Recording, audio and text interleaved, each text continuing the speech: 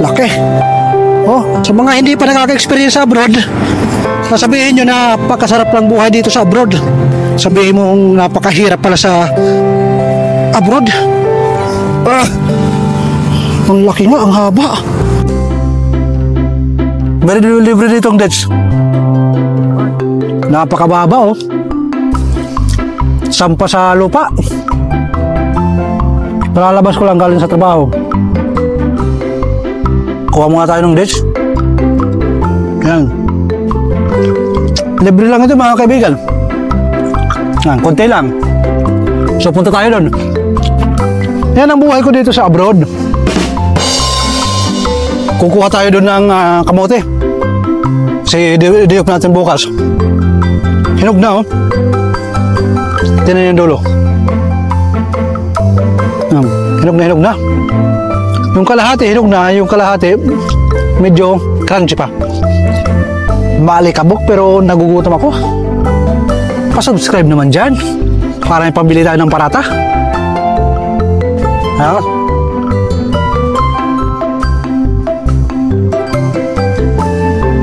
Mamamatay din yung bakterya na yan.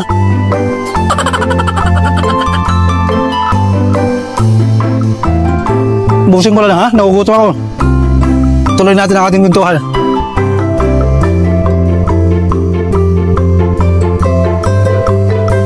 Kain muna tayo para may lakas tayong kumuha ng kamote.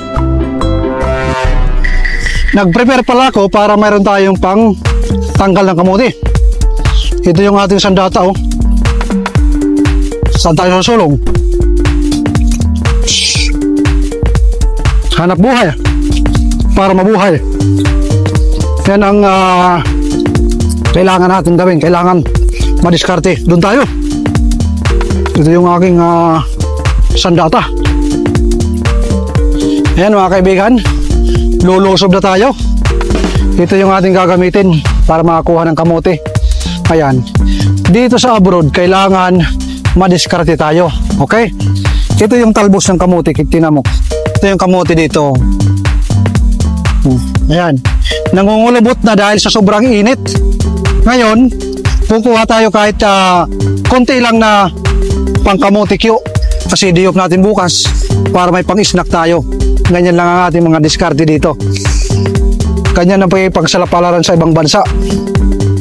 Ayan mga kaibigan. Hanapin natin yung puno. Piliin natin yung mataba na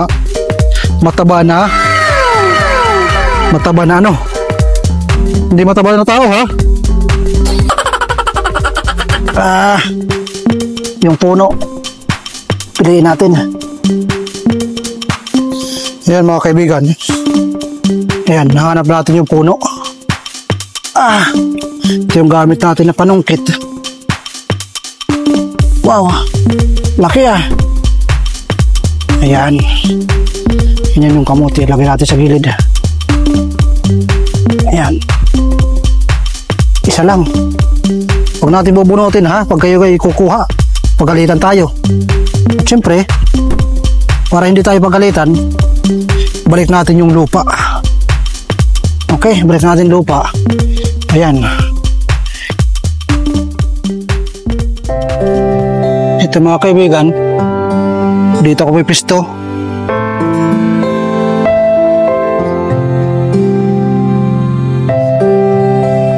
Hanapin lang natin yung puno.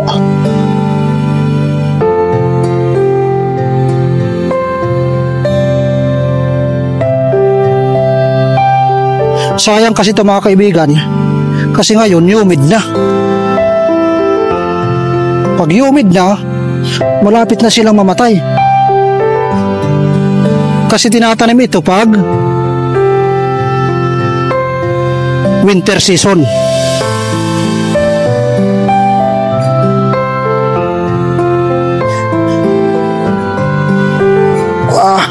Laki.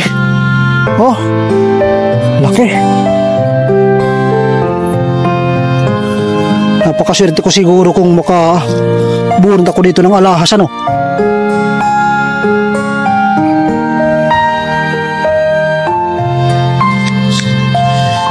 Dito sa abroad ba kailangan madiskarte ka? Sa mga hindi pa nakaka-experience sa abroad, sasabihin nyo na pagkasarap lang buhay dito sa abroad.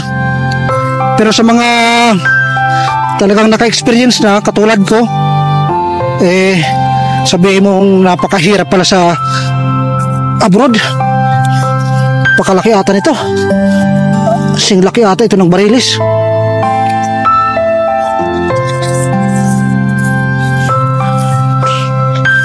Baka bomba ang mabunot ko. Laki.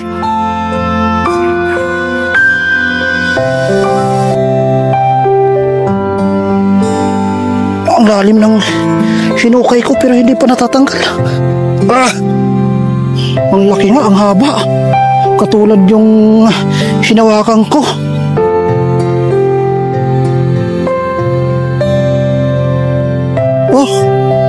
Isang puno lang yan.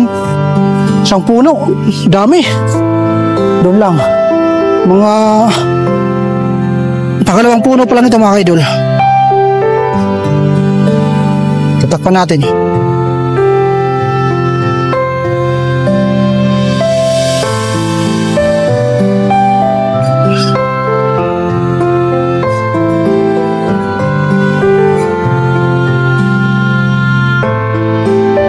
Ito malaki to.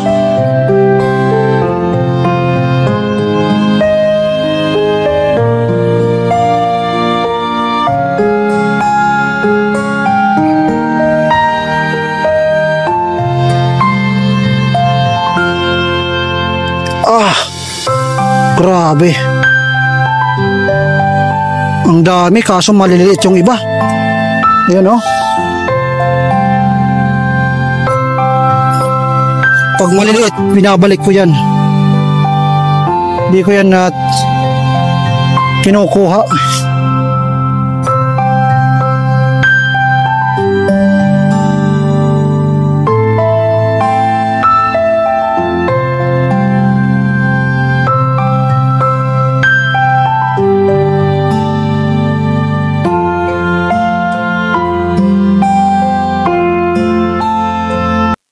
Ito, kaibigan, parang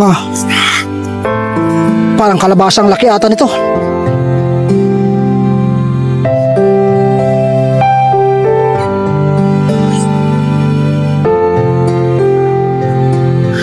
Ito maganda, sakto-sakto lang.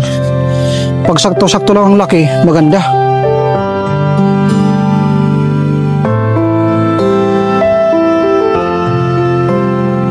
Ito lang yung ating nakuha. Sakto na to. Sandali lang akong nanguha. Ayan. Marami-rami na rin.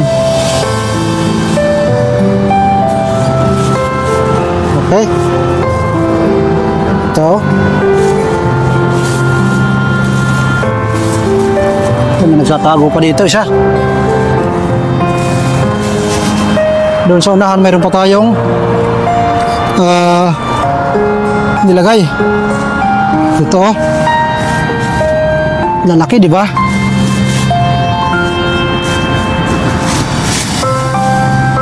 Yan. Wala ko, konti lang, dami pala. Sandali lang tayong kumuha. Dito pa ayan dami pala. Dito sa abroad, ang mahal dito ng kamote. Yung iba nga ay nabubulok na, pero ayos na rin. Tatanggalan na lang natin yan ng bulok. Paano? Ito yung ating na-harvest ngayon. Dami Alright. Yung iba nabubulok na pero ayos pa yan, tatanggalan lang natin yan.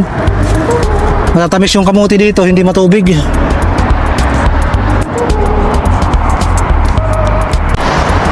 Ngayon lang mga kaibigan, pauwi na tayo. Mga 2 kilo ata bigat. Sa una, noong unang video dito ako nagkuha ng kamote. 2 pisto yan, nandun yung isa. So ayun, diskarte lang mga kaibigan. Kahit saan kang lugar magpunta, basta't madiskarte ka, mabubuhay ka. Yan ang iyong tatandaan. Kahit nasa Pilipinas ka, hindi mo kailangan mag-abroad. Basta't madiskarte ka, mabubuhay ka.